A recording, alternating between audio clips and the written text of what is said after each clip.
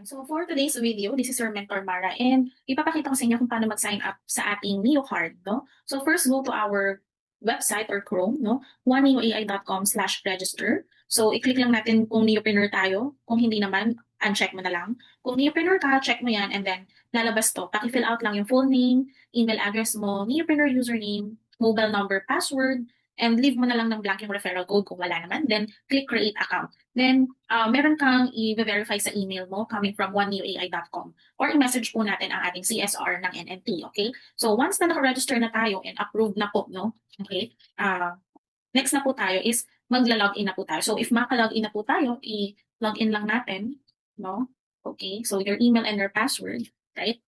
Okay. Tapos, dito po, ito yung menu ng ating Neo, no? So, we have the dashboard, the business card, and others, no? Meron din tayong chat history po dito, okay? So, first thing first is click natin sa business card dito sa upper left, no? And then mag-create tayo ng business card natin. So, meron akong isa, but gagawa pa tayo ng bago ulit, no? Ayan. So, click lang natin tong create new V-card, okay? So, madali lang naman gumawa. Once na set up mo na to, is pwede ka na makapag-print ng iyong card mo, no? So, you select a team. So, choose tayo ng team, no? Okay, so we have a lots na pwede pagpilian.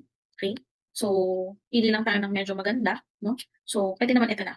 Yan, oneneoai.com. Alright, so tapos dito sa language, English, cover type photo, pwede rin naman video. Okay, so for this one video, photo na lang. So click natin yung choose file. So dapat ito ay landscape, no? So kung meron kang i-drag mo na lang.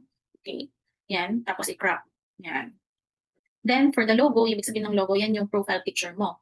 So, click natin si logo. So, maglagay tayo ng picture natin. Pwede kang choose file or i-drag mo lang. Okay, yan. Then, crop. Yan. Okay. Alright. Tapos, okay, so kung meron na yan, yung pangalan mo, so kung ano ba yung gusto mo nakalagay ng pangalan, no?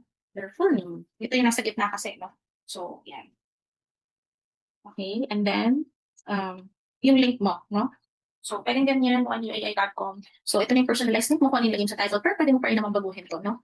So, yan. Pwedeng yan na. Ng title mo. Okay, so,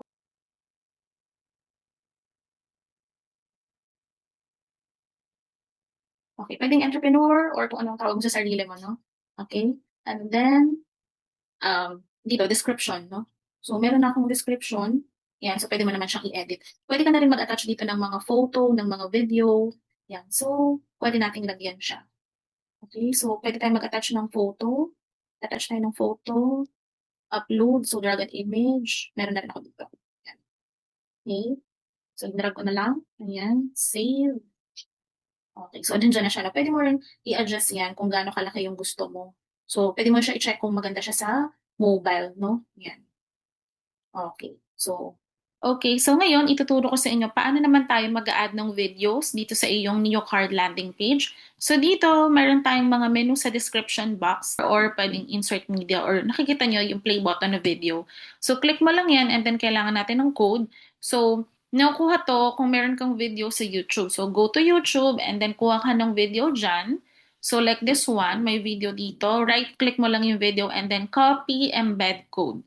So pag-click mo niyan, balik na po tayo dito sa NeoCard settings natin and then i-paste na po natin yung link ng embed code po, no? So click natin yung save and makikita nyo, andito na copy na po natin yung video na gusto mong ilagay sa landing page mo.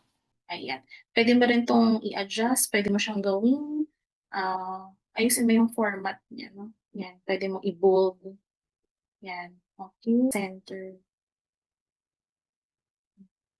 Center. Yan. Okay. So, nabago na.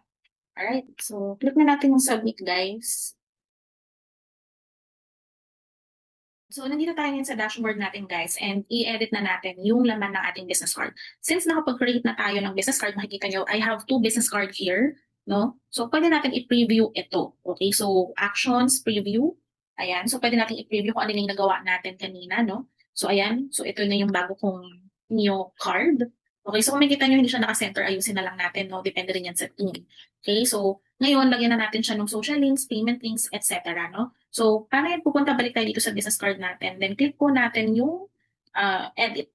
Okay, para maayos na natin yung laman. Yan. So, yan. Pwede na tayo mag-change ng theme, no? Kung hindi natin bet yun. So, palitan natin ng theme. Baka ito. Yan. Alright. So, yan. Ngayon, punta tayo dito sa save natin. Submit.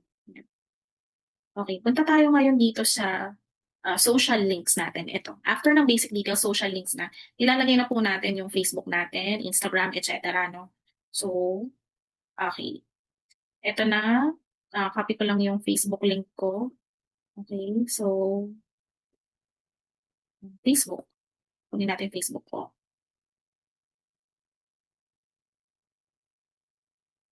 Yan, copy link. Okay, copy mo lang yung link ng Facebook mo, tapos attach mo na dito. Okay, sana yun? Ito. Yan. Okay. Tapos, wala naman akong Instagram, hindi ko siya ilalagay. Palitan natin, no? Gawin natin contact number. Hanapin mo yung phone. Okay, lagay natin number. And then, lagay tayo ng email. Yan. Kung ano pa yung gusto mong ilagay na social media mo, pwede nyo ilagay. Okay.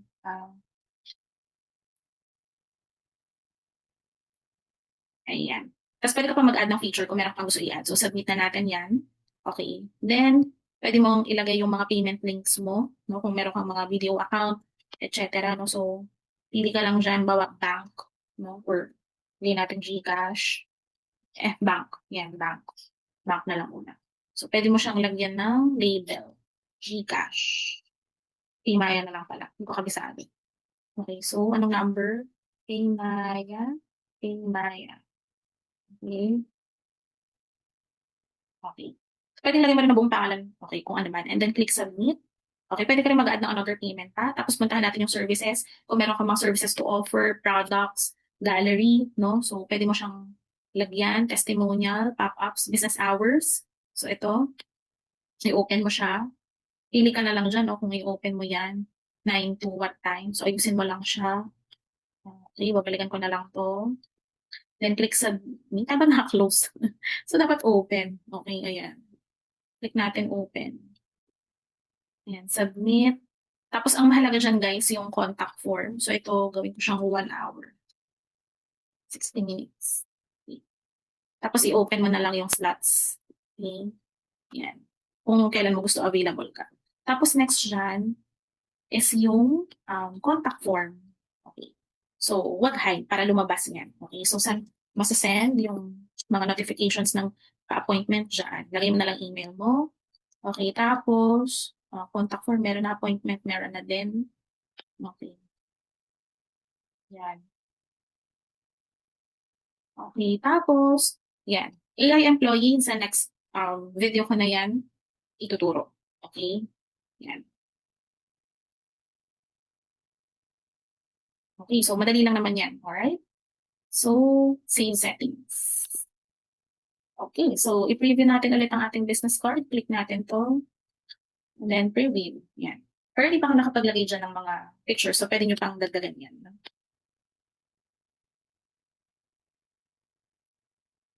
Yan. So, pag click nyo yan, ma-route na yan sa Facebook kung ano in-attach nyo doon. No? Okay. So, yan siya. No? Ayan. So, yan lang. Till my next video.